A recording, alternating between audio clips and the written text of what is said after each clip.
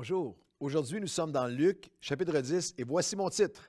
Noël trouvé dans Luc, chapitre 10.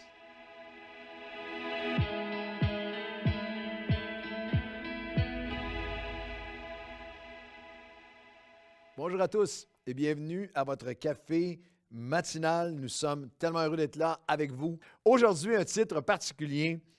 Trouver Noël dans Luc chapitre 10. Je sais, habituellement, c'est Luc chapitre 1 et 2, Matthieu chapitre 1 et 2, mais dans la parabole du bon samaritain qu'on trouve dans Luc chapitre 10, il y a tout le message de Dieu, tout le message de Noël, même de la naissance, de la venue de Jésus sur terre.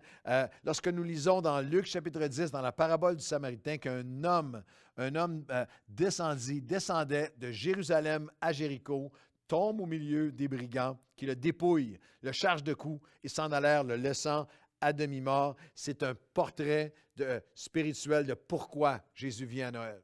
Nous sommes la terre entière, chaque personne, chaque être humain, de Jérusalem à Jéricho. Jérusalem, c'était la cité de Dieu, représente la volonté de Dieu, l'appel de Dieu, la maison de Dieu. Et Jéricho descendait, c'est toujours une descente. Lorsqu'on s'éloigne de Dieu, Jéricho représente une vie loin de Dieu, représente l'idolâtrie, le péché. Et alors qu'une humanité entière descend, s'éloigne, se distance de Dieu vers Jéricho, toujours, nous allons être roués de coups. Toujours, nous allons être laissés pour morts spirituellement. Et c'est ça la motivation de Noël.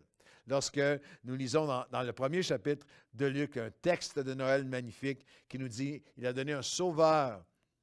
Luc chapitre 1, verset 77, qui va nous amener à la connaissance du salut, le pardon des péchés, grâce aux entrailles. Ça, c'est tellement puissant. C'est ça Noël.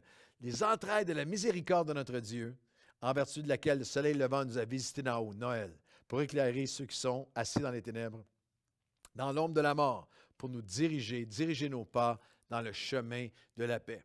Le mot qui est utilisé ici, c'est le mot dont on va, la même expression qu'on va lire dans le Samaritain, ému de compassion, splagizomé. Et vous avez Dieu lui-même, ses entrailles sont tellement remues à l'intérieur qu'il envoie son Fils. La naissance de Jésus qui annonce maintenant que nous allons trouver un chemin, nous allons sortir de l'ombre de la mort. Et c'est ce qui prend place dans cette parabole du bon Samaritain, mais il y a plus. J'aimerais vous proposer que dans cette parabole de Luc 10 du bon Samaritain, il y a ce que Noël doit être pour chaque chrétien. Pour chaque personne qui se dit être un chrétien comme Christ, Christ follower, qui suit Jésus-Christ, qui est comme Christ, qui suit Jésus-Christ de façon authentique, la parabole du bon Samaritain nous rappelle, nous révèle que Noël doit être plus que la connaissance seulement, la connaissance de la venue de Jésus sur terre. Verset 25, voici comment cette parabole, le contexte à laquelle cette parabole est donnée. Un docteur de la loi se leva et dit à Jésus, pour l'éprouver, le mettre à l'épreuve, « Maître, que dois-je faire pour hériter de la vie éternelle? » Et Jésus lui dit, « Qu'est-il écrit dans la loi? Qui lis-tu?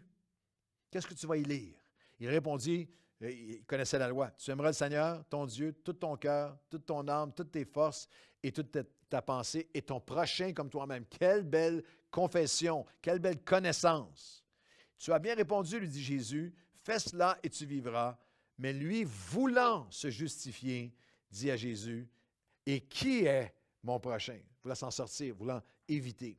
Noël doit être plus que notre connaissance. Ce docteur de la loi, vous savez, il y avait plus de 600 commandements et des centaines et centaines d'interprétations. Chacun dans l'ensemble de ces commandements, c'était une vie entière. Et plusieurs commentateurs nous disent que docteur de la loi à cette époque représentait probablement minimum une quinzaine d'années d'études rabbiniques.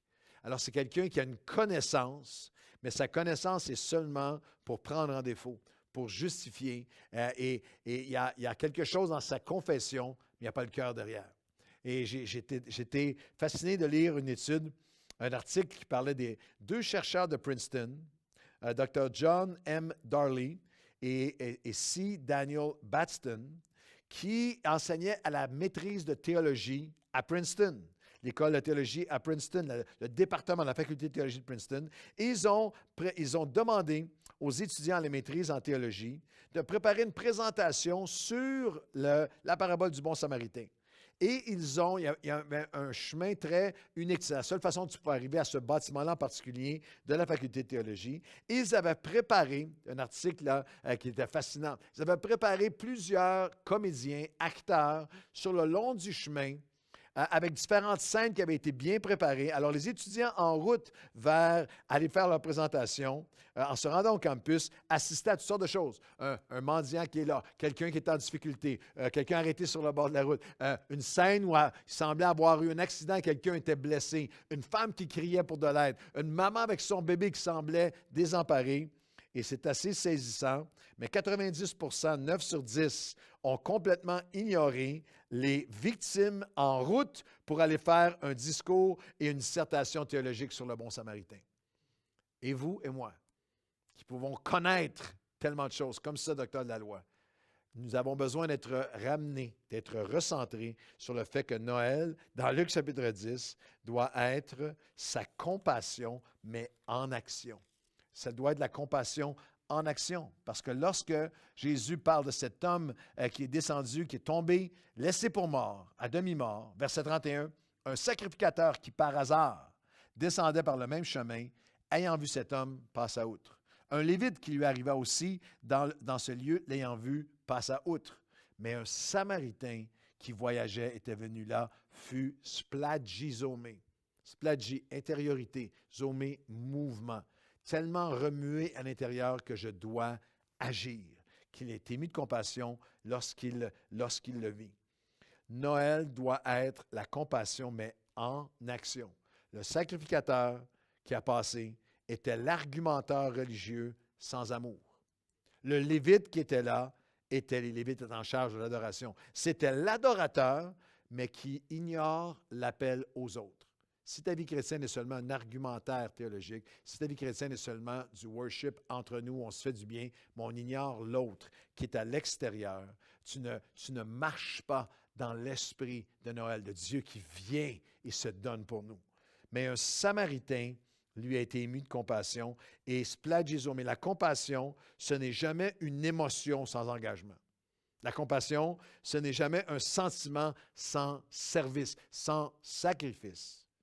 La compassion réelle n'est jamais juste un rêve. Je suis un rêveur, je veux toucher, je veux changer le monde, sans être réaliste.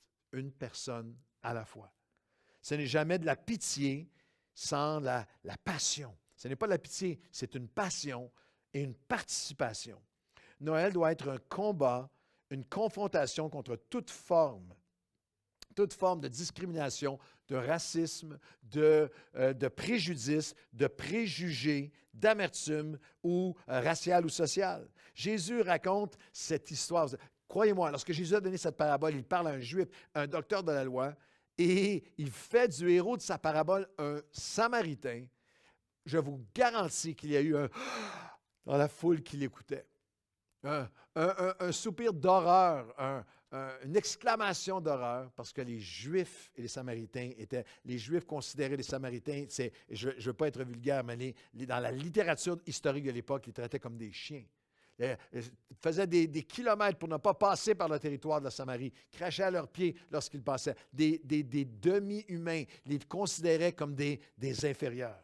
Et Noël doit nous rappeler que le cœur d'un croyant, selon Christ, c'est la farouche détermination de chaque chrétien à combattre toute forme d'injustice, toute forme de préjugés, toute forme d'idées préconçues, toute forme de discrimination, quelle qu'elle soit. Noël, c'est Jésus qui vient à tous, qui apparaît aux bergers, qui apparaît aux plus petits des petits. C'est Jésus qui vient pour amener la paix entre les hommes sur toute la terre. Cette pensée de justice.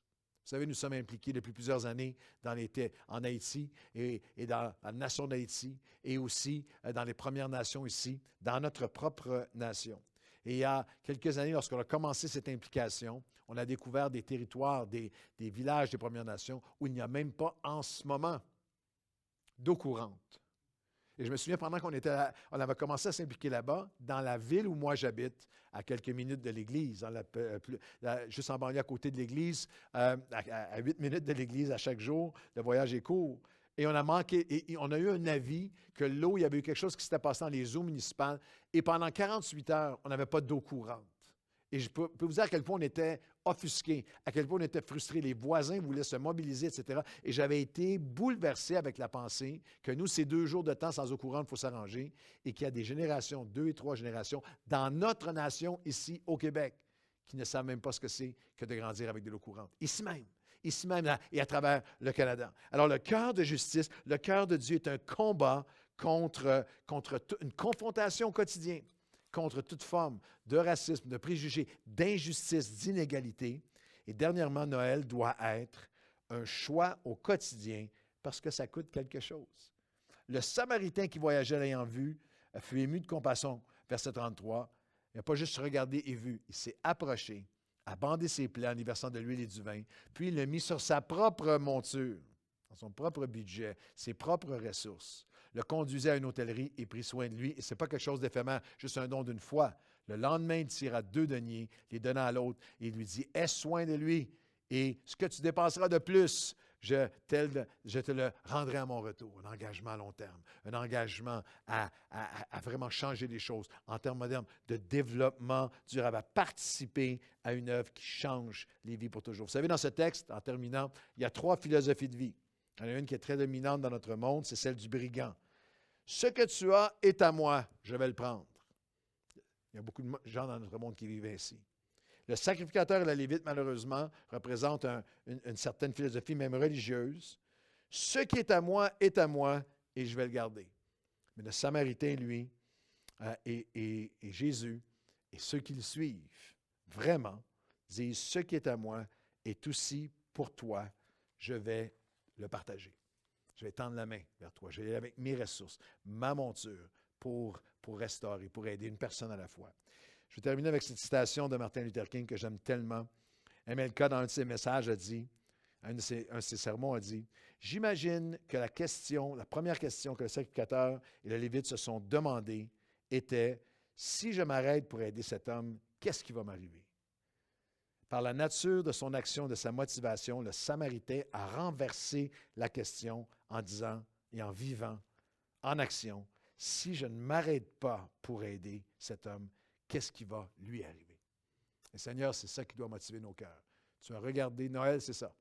Tu as regardé à ton humanité, à ta création. Tu as dit, si je n'envoie pas mon Fils pour les réconcilier avec moi, ils seront séparés de moi. Ils seront séparés de la vie abondante que j'ai pour eux. Noël, c'est toi qui viens vers nous. Alors aujourd'hui, nous voulons marcher comme ce bon. Nous savons que c'est toi qui es notre bon Samaritain. Mais nous voulons marcher, Seigneur, pour aller toucher une personne à la fois qui entre Jérusalem et Jéricho, qui tombe, qui est blessée, qui est à demi-mort.